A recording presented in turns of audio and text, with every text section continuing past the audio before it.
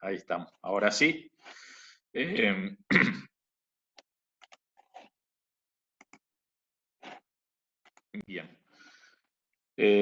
Bien. Acá hay...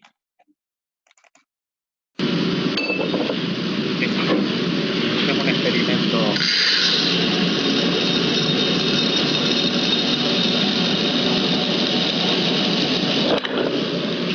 Fíjense que ese elemento está biarticulado, ¿no? Venía acá y acá. Este está empotrado. Fíjense que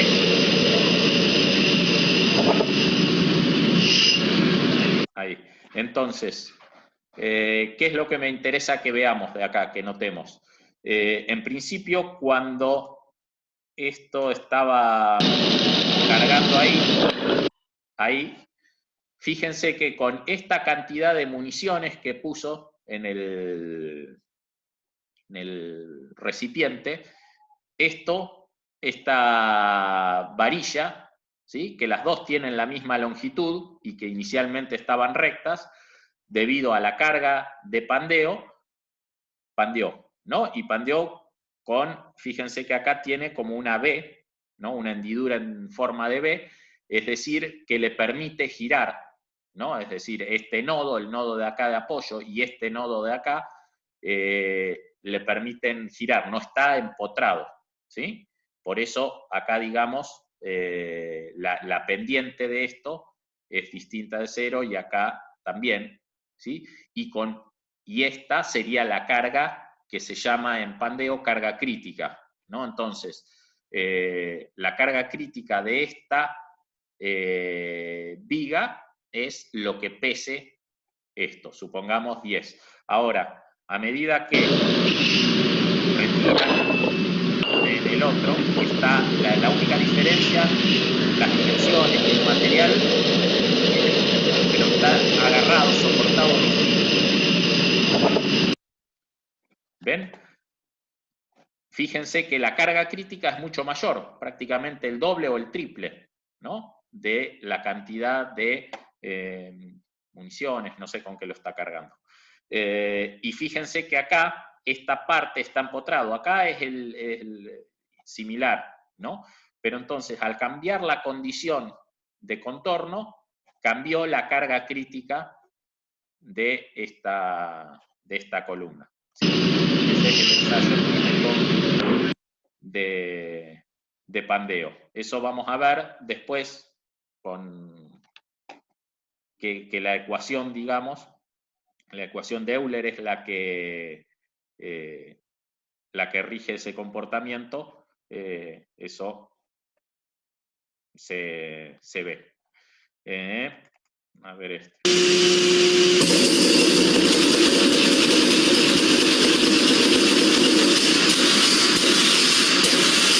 Sí, este es pandeo, pero no es muy... No, quería mostrarles, a ver, este.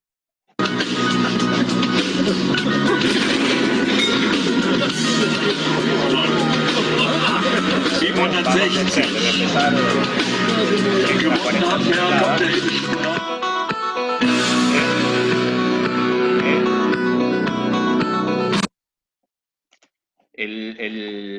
El nombre del video es cuando usted no ventila adecuadamente el recipiente, ¿sí? Cuando, digamos, no tiene la posibilidad de que le entre aire mientras lo está descargando. Fíjense que esa estructura que es, digamos, súper resistente, súper pesada, con la presión atmosférica externa nomás, hace colapsar el vagón de carga, ¿sí? Bien. Vamos a ver. Esto es también un rack de estibaje, ¿sí? Ahí se ve el SAMPI, lo que les decía,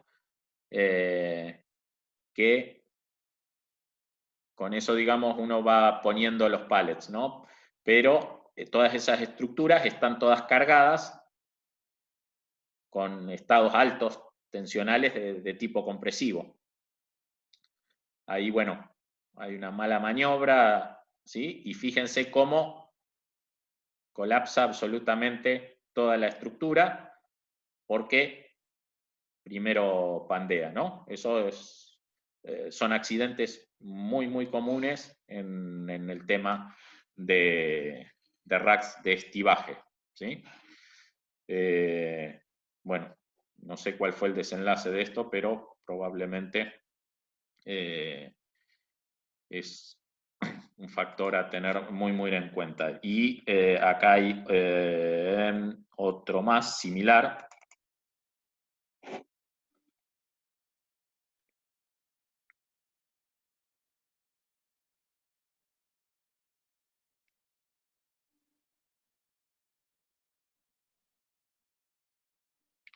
Ahí vienen, fíjense que con la punta acá toca la columna ahí, apenitas, y empieza a colapsar ahí, colapsa absolutamente todo el rack. ¿Sí? Lo vuelvo a poner.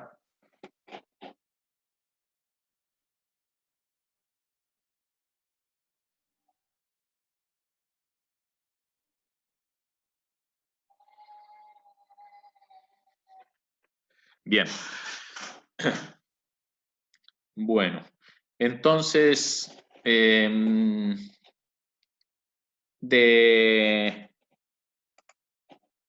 esta forma, ¿sí? Oh, no.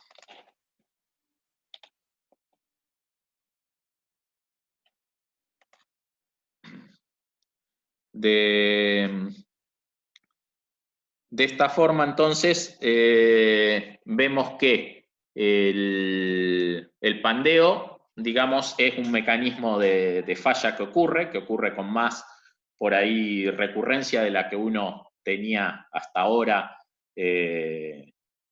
conciencia. Y bueno, y hay que tenerlo en cuenta, hay que ver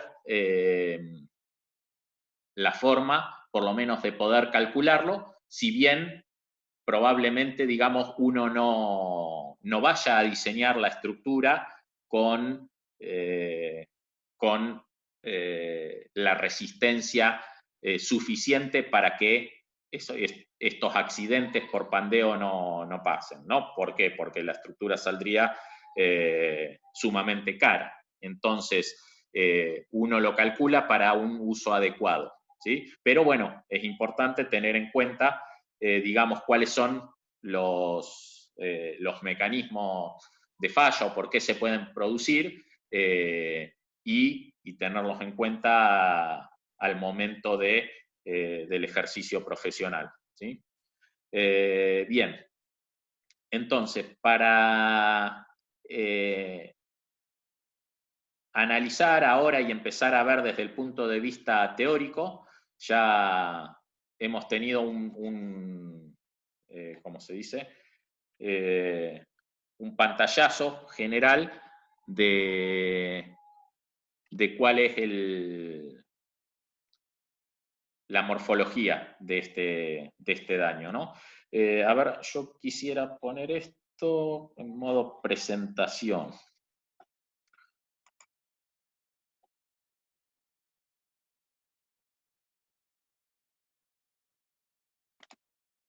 A ver si esto es... No. Bien, vamos a ver si no me las empieza a mover solo. Entonces, ¿qué diferencia en el comportamiento estructural encontraría si comprime una regla de 20 centímetros por los extremos y si lo hace con una porción de la misma regla pero solo de 5 milímetros de largo? Estas filminas que preparé, ¿sí? Están extractadas del Shigley. Yo en el campus les subí el extracto del Shigley y les subí también un PDF de estas filminas por si, digamos, y eso lo voy a hacer en todas las clases, por si ustedes quieren bajarlas y poder ponerle alguna anotación o algo al margen, ¿sí? Bien, ¿qué les parece? A ver, acá necesito un poco la participación de ustedes. ¿Qué diferencia les parece que podrían tener estos dos comportamientos? Si tengo una regla de 20 centímetros de largo y la someto a compresión, ¿sí?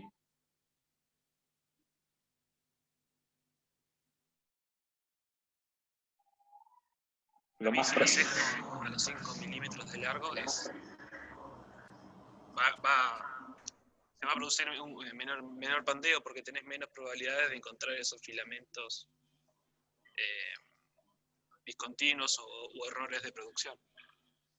Bien, estamos de acuerdo, pero sí, eso es cierto, pero en realidad, a priori, digamos, con el concepto que hoy les comentaba de la esbeltez, ¿no? ¿Cuál de las dos les parece que es más esbelta? ¿Tiene que ver con la distribución de la carga? Sí, tiene que ver con la distribución de la carga. La más larga. La más larga es más esbelta. Correcto. A ver, la más larga probablemente se parta en dos, ¿no? Ahora, con solo los dedos, digamos, y ponerla sobre la mesa y apretarla con la otra mano, la de 20 centímetros la podríamos romper fácilmente. Ahora la de 5 milímetros de largo, ¿sí? Muy probablemente nos cortemos el dedo, ¿no? Antes de romperla, y tampoco va a pandear.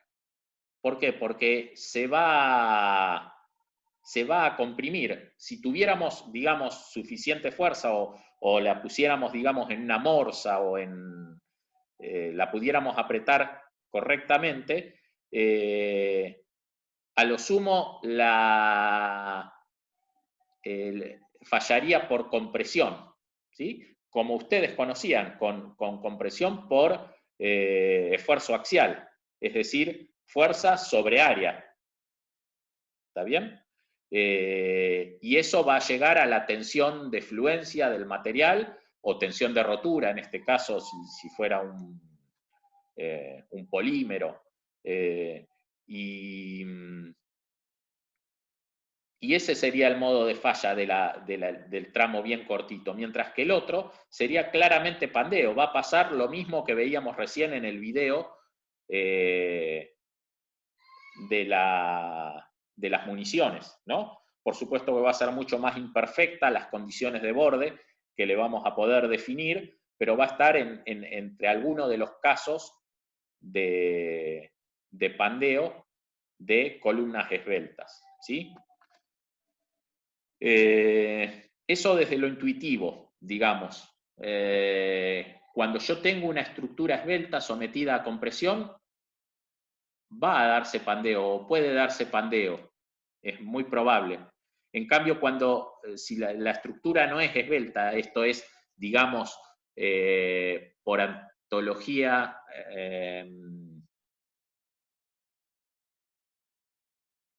no sé si antología, en contra de lo que dijimos recién, por contradicción, digamos, en vez de, si esbelto era delgado y largo,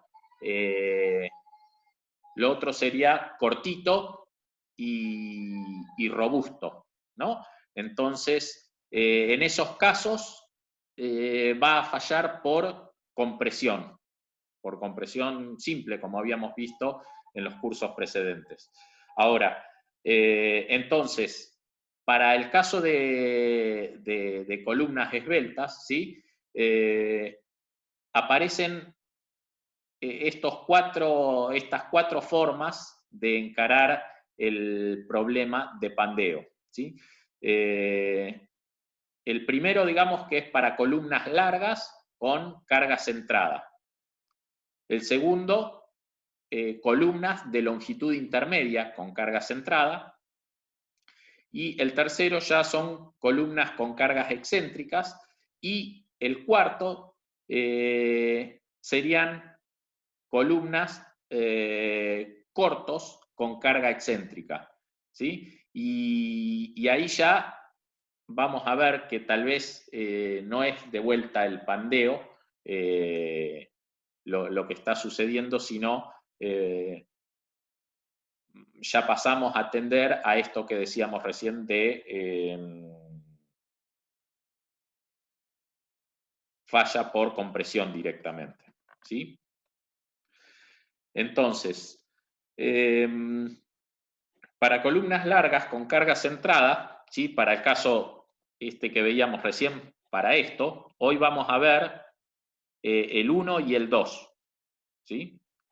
Entonces, lo que viene ahora es este caso, para columnas largas con cargas centradas.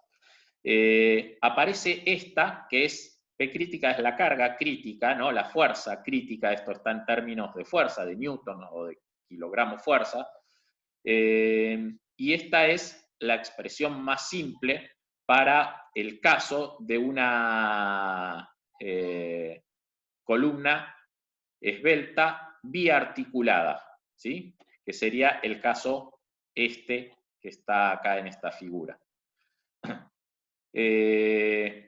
Las hipótesis son que la carga es centrada y, como vemos acá, tenemos diferentes condiciones de borde, ¿sí? Y fíjense que, entonces, esta ecuación, que en realidad esto sale de resolver una ecuación diferencial y ponerle las condiciones de borde que aparecen en cada caso.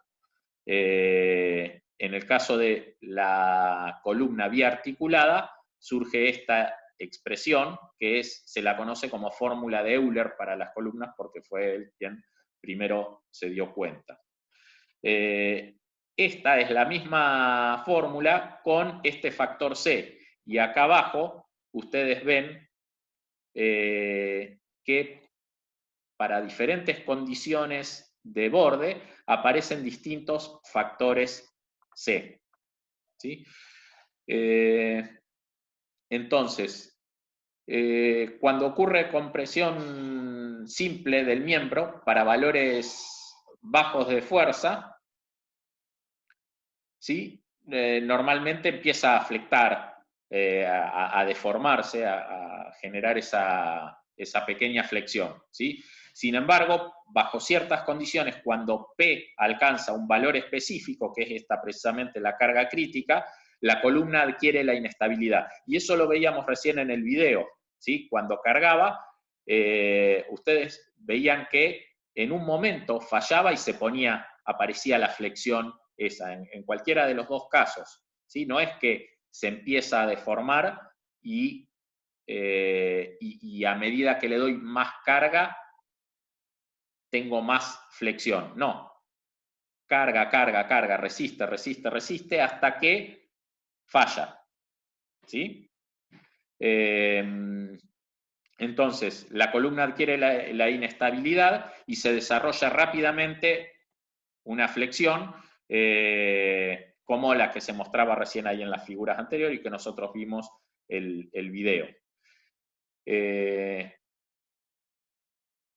Bien, esta fórmula acá dice, digamos, esto está, por ejemplo, en el Feodosiev, está en el Beery-Johnston, también está la resolución de la ecuación diferencial, ¿sí? Yo antes lo daba, este año decidí no darlo. Cualquier cosa lo pueden ver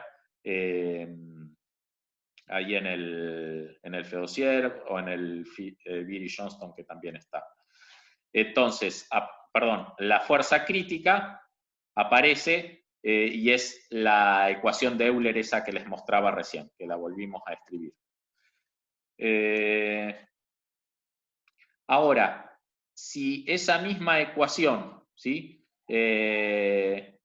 Yo la divido por el área, arriba y abajo, a un lado y al otro de la igualdad, y teniendo en cuenta este K que está acá arriba, que es el radio de giro. ¿Se acuerdan? El radio de giro era la raíz del producto entre el momento de inercia de la sección sobre el área. ¿Sí? Momento de inercia sobre el área, eso es el cuadrado del radio de giro. Después paso esto y me queda la raíz de eso. El radio de giro está en términos de longitud, es centímetros o metros o milímetros. ¿Está bien? Entonces, de la ecuación anterior, esta, P crítica, si yo acá divido sobre el área, ¿sí? Pongo área acá abajo y área acá abajo, y reacomodo un poquito, llego a esta expresión, ¿sí? Este factor L sobre K, es decir, la longitud de la barra, ¿sí? Vamos a volver que no lo detallé en su momento. L es la longitud de la barra, ¿no? Entonces, la longitud de la barra sobre el radio de giro, esto dijimos que es la raíz de momento de inercia sobre el área, a eso se lo llama relación de esbeltez. ¿Sí? Entonces acá aparece la definición matemática de la esbeltez. ¿Bien? Y a la cantidad P crítica sobre el área se la llama carga crítica unitaria, ¿sí? Carga crítica por unidad de área. Fíjense que esto toma la misma dimensión que una tensión, ¿no? Es decir, es fuerza sobre área. ¿Sí? Entonces, la carga crítica unitaria es la carga por área unitaria que se necesita para poner a la columna en una condición de equilibrio inestable. Perdón. Eso es lo que vimos recién, ¿no? Es la carga crítica que yo necesito para producir esa inestabilidad.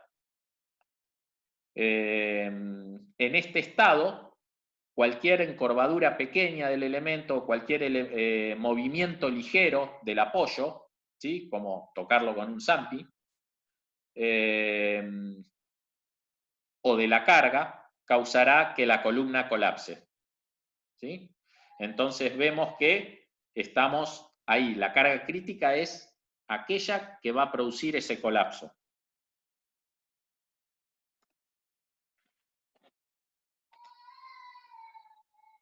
Bien, entonces volvemos a reescribir. Es la misma ecuación que teníamos recién. La carga crítica unitaria es un valor característico de la columna, ¿sí? No es del material.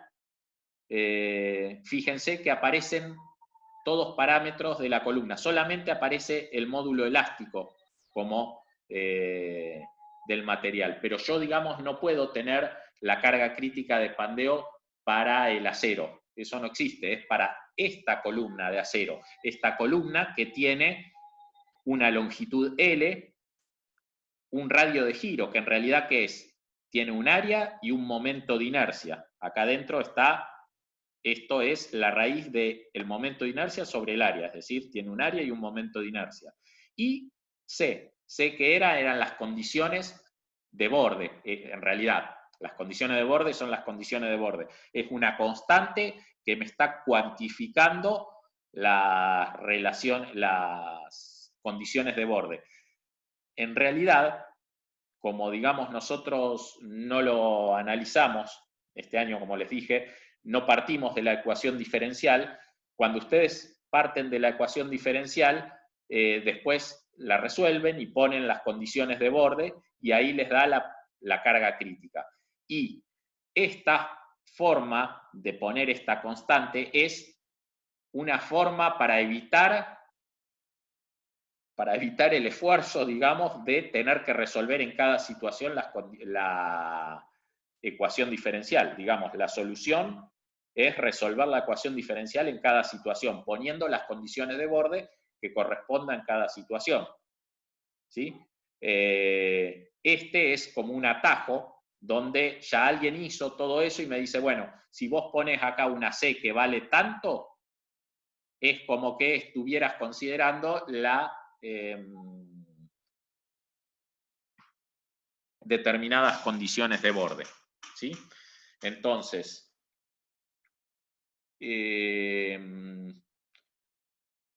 este factor C se conoce como constantes de condiciones de extremos, ¿no?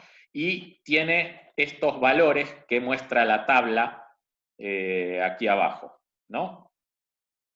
Este es el valor teórico, este es un valor conservador y el valor recomendado. Vámonos directamente al valor recomendado, ¿sí? Entonces, fíjense que el valor teórico da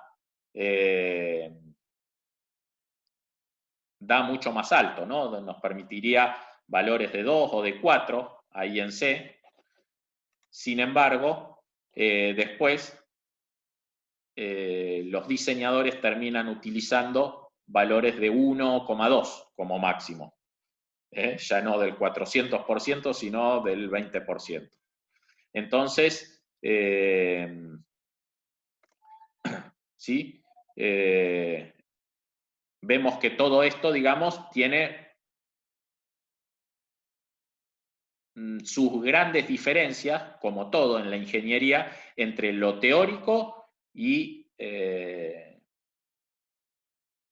lo práctico, ¿sí? De hecho, ustedes habrán visto, ¿ustedes ya hicieron materiales navales o todavía no? Sí. Estamos en eso algunos. Ah, bien. Habrán visto materiales navales, probablemente que la resistencia teórica de un acero, digamos, va a estar dada por la magnitud de los enlaces del enlace metálico, ¿no? Del enlace metálico desde la estructura de la química, ¿no? Y de la estructura cristalina del material. Sin embargo, en los procesos de fabricación, digamos, aparecen un montón de defectos, como las inclusiones, como las vacancias y demás, que producen que esos materiales, ese acero, que encima es, digamos, los procesos siderúrgicos son uno de los procesos más controlados que hay, digamos, ¿no? Y a pesar de eso, la resistencia final y la cantidad de efectos son un montón, de modo tal que la resistencia, digamos, las tensiones de fluencia y tensión de rotura que nosotros utilizamos, son valores que por ahí están, pero son el 10% del valor teórico, o en muchos casos, digamos, un acero, el valor teórico, si uno lo calcula desde el punto de vista químico, sería 10 o 20 veces más de lo que en la realidad se usa, ¿sí? ¿Y eso por qué es? Bueno, por los problemas de fabricación y porque nada es perfecto, ¿no? Y porque en realidad los modelos materiales y los modelos teóricos de la química, bueno, son modelos, ¿no? Eso se da en todos lados. Acá vemos que pasa lo mismo. Entonces, retomando acá, cuando la ecuación, que esta es la ecuación, yo acá no, esto digamos, si ustedes agarran el Shigley, tienen cada ecuación. Esta ecuación es la de P crítica, ¿no? Entonces, cuando esta P crítica sobre el área, la de carga unitaria, cuando esta ecuación se resuelve para diversos valores de la carga unitaria en términos de la relación de esbeltez, es decir, fíjense, para distintas esbelteces, es como que yo tengo el eje de las abscisas es esbelteces, ¿no? L sobre K. Y acá tengo esa resistencia.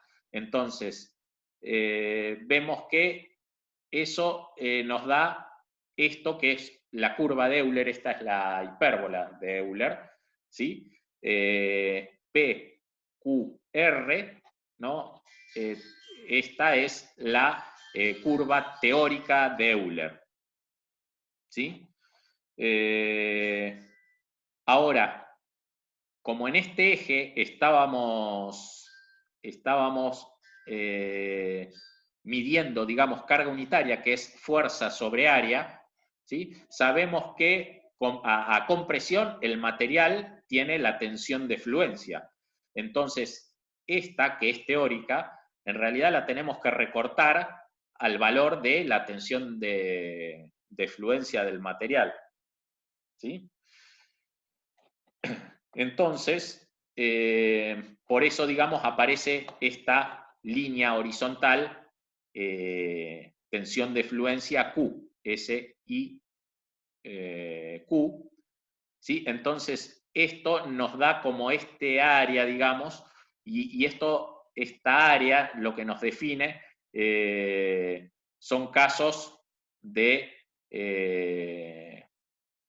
pandeo, es decir, para esta esbeltez, esta sería la carga unitaria, ¿no? Entonces, ello obligará a que la figura SIQR cubra toda la variedad de problemas de compresión, desde los elementos más cortos, ¿sí?, a los elementos más largos, más esbeltos, que estarían sobre este borde, ¿no? Estos serían los elementos cortitos, con muy poca esbeltez, ¿sí? Y de hecho acá, o por acá, digamos, de un límite medio difuso, que ya vamos a ir viendo cuál es, de acá para la izquierda, tenemos que va a predominar el comportamiento este de compresión simple, el que veíamos, la reglita de los 5 milímetros, que no la vamos a poder hacer pandear, sino que la vamos a hacer fluir por tensión de fluencia, ¿sí? Bien. Entonces, de esta manera, digamos, en este punto, yo tendría una esbeltez por debajo de la cual, entonces tendría ese comportamiento, ¿no? Desde la esbeltez L sobre K sub Q, ¿no? Para el lado de la izquierda, para esbelteces menores a esa, yo tendría ese comportamiento según lo que dice esta curva, ¿sí? Lamentablemente, ¿sí?, eso no se da en la realidad, ¿sí? Y de vuelta aparecen estos límites difusos que les comentaba recién. Entonces, dice que se han hecho muchos ensayos y que hay, digamos, esos ensayos muestran que acá hay toda una zona, inclusive para el lado de la derecha, ¿no?, para acá, que también la carga crítica de pandeo, es decir, el pandeo aparece antes, ¿no? Entonces, se genera acá todo, por eso tira esta curva punteada, ¿sí? Y de esa forma, dice que en la vecindad de este punto Q, esto lo dice acá, hay casos todavía que fallan, ¿no? Entonces va a correr este límite a el punto T, ¿sí? Perdón, acá dice algo que es muy importante. Una falla de columna es siempre repentina, total e inesperada, y por ende, se me pasó, ¿dónde estoy?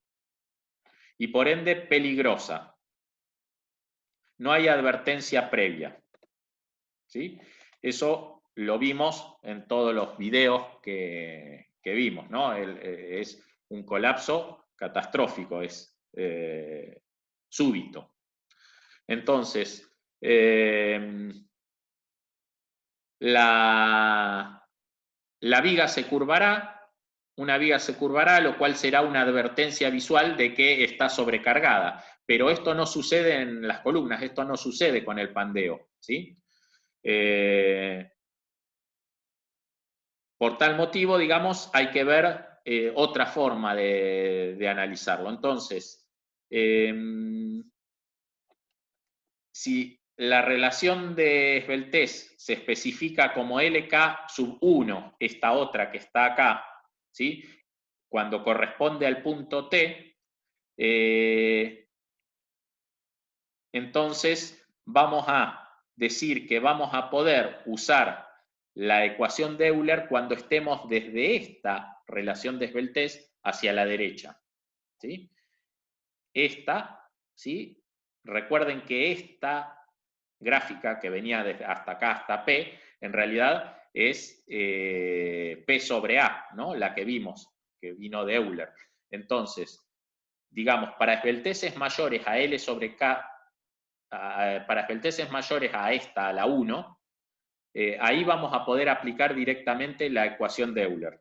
Vuelvo para atrás para recordar cuál era esta, ¿sí? Esta es en realidad la carga crítica unitaria. La de Euler es P crítica sola, pero es lo mismo, ¿no? Bien. Y para todo esto